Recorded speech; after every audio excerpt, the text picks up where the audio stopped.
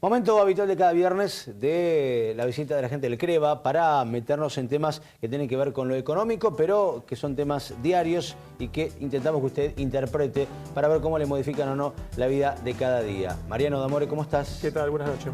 Bien, bueno, el tema de hoy es el trigo.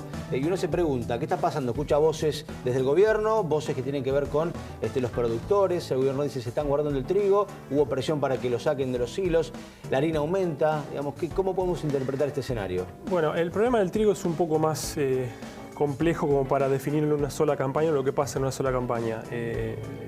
Los últimos años no hubo incentivos para destinar superficie para sembrar con este cultivo, y razón por la cual tenemos un escenario de escasez no muy pronunciada, pero hay una escasez evidente que lleva a estas fricciones entre oferta y demanda que estamos viendo en los últimos meses y que se acentuó de manera importante.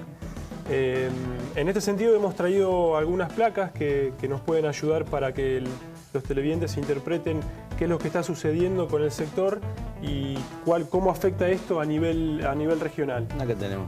Como se puede apreciar en esa primera placa, la línea que va por encima refleja la evolución de la superficie sembrada a nivel país. Fíjese como que hasta la mitad de la última década existió una tendencia estable, y a partir del año 2005-2006 comenzó una pronunciada tendencia decreciente no solamente a nivel país sino a nivel regional.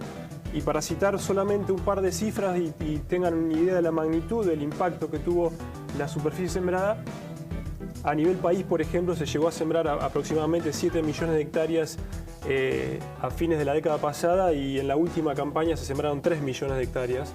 Ahí se puede apreciar visualmente el importante impacto que tuvo en la superficie, ¿no? ¿Tiene que ver con la rentabilidad, con el avance de la soja? Es una combinación de factores, pero principalmente fueron las distorsiones que se generaron en el mercado producto de intervenciones en todos los eslabones de la cadena y principalmente en el sector primario. El sector del trigo en nuestra región es muy importante y lamentablemente no tiene otra alternativa, no tiene un cultivo sustituto. Existe uno que es la cebada, que después vamos a ver en la próxima placa o en la otra qué es lo que ha sucedido, pero es muy importante a nivel regional. Está. Vamos a si otra placa. Podemos ver la otra placa. Bueno, en esta placa se puede apreciar el promedio en términos de producción de lo que ha sucedido en la última década, tanto a nivel país como a nivel región. A nivel país representado por la columna de color verde y el color rojo es la participación de la región. Fíjense lo que ha pasado en la última década comparando los primeros 5 años de la década contra los últimos 5 años. La producción cayó notablemente, más de un 20% a nivel país, pero en la región fue incluso superior a esto, cayó un 40% la producción de trigo. Es algo muy importante por los efectos que genera en términos de generación de ingresos para la región, en una región en la que es cultivo dependiente porque no tiene muchas alternativas productivas para destinar la superficie. El impacto en la economía regional es muy importante y se va a poder ver en la próxima placa, donde nosotros estimamos en términos de ingresos cuál fue el aporte de la cosecha a nivel regional, tanto de trigo como de cebada, porque en este caso para hacer el análisis completo hay que incorporar la cebada, que también es un cultivo de cosecha fina y que tiene incidencia importante en la producción total. Fíjense, este es un gráfico que muestra la evolución desde el año 2002-2003 hasta la última campaña en términos de generación de ingresos, y cómo en las últimas 3 campañas se puede apreciar una caída en términos reales de los ingresos generados por la cosecha fina, y esto tiene que ver o refleja el aporte directo que tiene la cosecha fina sobre la economía regional y además todos los servicios y sectores asociados a la cadena de trigo. Es decir, el impacto es muy importante. En la última campaña se generaron aproximadamente 850 millones de pesos en términos de la cosecha fina, y si lo comparamos con campañas anteriores estamos hablando quizás un tercio o una cuarta parte de lo que se generaba a principios de la década.